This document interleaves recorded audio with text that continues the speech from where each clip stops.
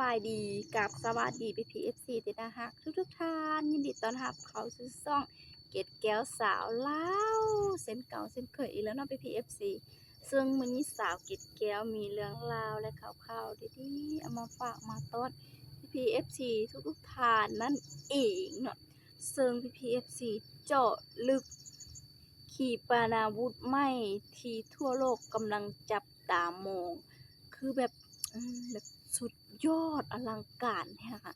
งานสร้างแห่งนั้นคือแบบทั่วโลกกำลังจับตามองว่าสิ่งนี้จะแบบสวยงามหรูหราส่ำใดการผลิตฝีมือคนไทยหรือว่าสร้างไทยเนาะPPFC คือแบบสุดยอดแห่งเดี๋ยวเราไปติดตามรับชมคลิปไปพร้อมๆกันแล้วกันเนาะก่อนสิไปรับชมก็ต้องขออนุญาตเจ้าของคลิปแล้วก็เจ้าของต้นฉบับที่ว่าเอาคลิปของเพิ่นไปเผยแพร่ไปรีแอคชั่นนั่นเองเนาะไปPPFC เดี๋ยวเราไปติดตามรับชมคลิปไปพร้อมกันเลยคือแบบใหญ่มากนั่นก็คือรถ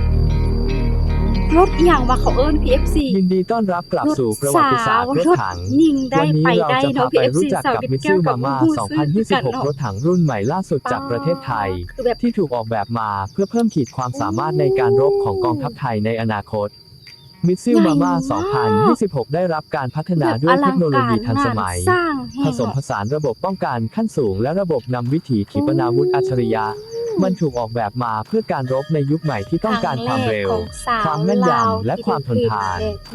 ตัวถังของ Mitsui Mama ผลิตจากวัสดุคอมโพสิตและเหล็กกรอบผสมพิเศษ ช่วยลดน้ำหนักโดยไม่ลดทอนความแข็งแรง ระบบเกราะสามารถต้านทานกระสุนเจาะเกราะและแรงระเบิดจากอาวุธต่อต้านรถถังได้อย่างมีประสิทธิภาพ อาวุธหลักของรถถังคือระบบยิงขีปนาวุธนำวิถีระยะกลาง ที่สามารถล็อกเป้าหมายได้แม่นยำถึง 6 กิโลเมตรพร้อมระบบเรดาร์ตรวจจับเป้าหมายแบบ 360 องศา และระบบยิงควบคุมอัตโนมัติ เครื่องยนต์ของ Mitsui Mama เป็นดีเซลเทอร์โบ 1,200 แรงม้ารองรับความเร็วสูงสุดถึง 70 กิโลเมตรต่อชั่วโมงบนถนนเรียบและสามารถเคลื่อนที่ในภูมิประเทศครุขระได้อย่างมั่นคง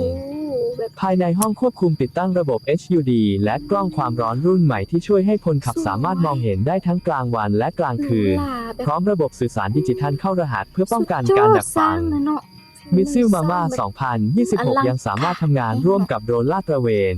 และระบบรบไร้คนขับผ่าน AI Command Center ซึ่งทำให้เป็นหนึ่งในรถถังที่มีความทันสมัยและครบเครื่องมากที่สุดในเอเชียตะวันออกเฉียงใต้ รถถังรุ่นนี้ยังรองรับการอัปเกรดในอนาคตทั้งระบบเกราะ ระบบอาวุธและซอฟต์แวร์ควบคุมซึ่งแสดงให้เห็นถึงการวางแผนระยะยาวของกองทัพไทย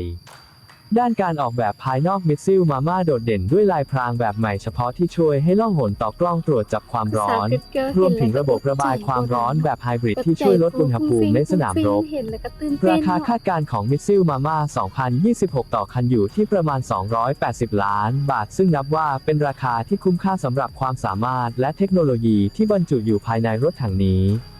Mitsui Mama 2026 ไม่ใช่เพียงแค่รถถังแต่มันคือก้าวกระโดดขององค์การป้องกันประเทศของไทย ที่พร้อมเผชิญกับภัยคุกคามในอนาคต ติดตามช่องของเราเพื่อไม่พลาดข้อมูลใหม่ล่าสุดเกี่ยวกับเทคโนโลยีรถถังจากทั่วโลก แล้วพบกันในตอนต่อไปของ Tank History สีขาวฟ้า PFC ได้ทำไปสุ่มและเป็นจังใดเนาะคือแบบยิ่งใหญ่อลังการแห่งขีปนาวุธที่ทุกคนทั่วโลกกำลังจับตามองคือแบบใหญ่อลังการแฮงเนาะซึ่งแบบเครื่องมือที่เพิ่นผลิตก็มีแต่แบบสิ่งดีๆมาตรฐานแพงอยู่แบบโอ้โหแบบเกินคำบรรยายเนาะคือแบบได้เบิ่งแล้วคือแบบครั้งแรกที่สาวลาวได้เห็นนั่นเองเนาะคือแบบสวยงามหรูหราแฮงมาตรฐานการเพิ่นเฮ็ดแบบสุดยอดอะเนาะ PFC ซึ่งยิ่งไปกว่านั้นก็คือเพิ่นจะแบบ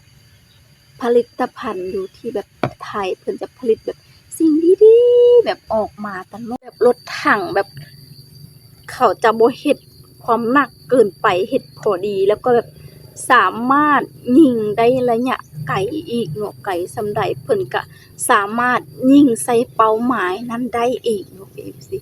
คือแบบจะเกี่ยมเปิดปี2026น่าจะประมาณนี้คือแบบเมืองไทยสามารถสร้าง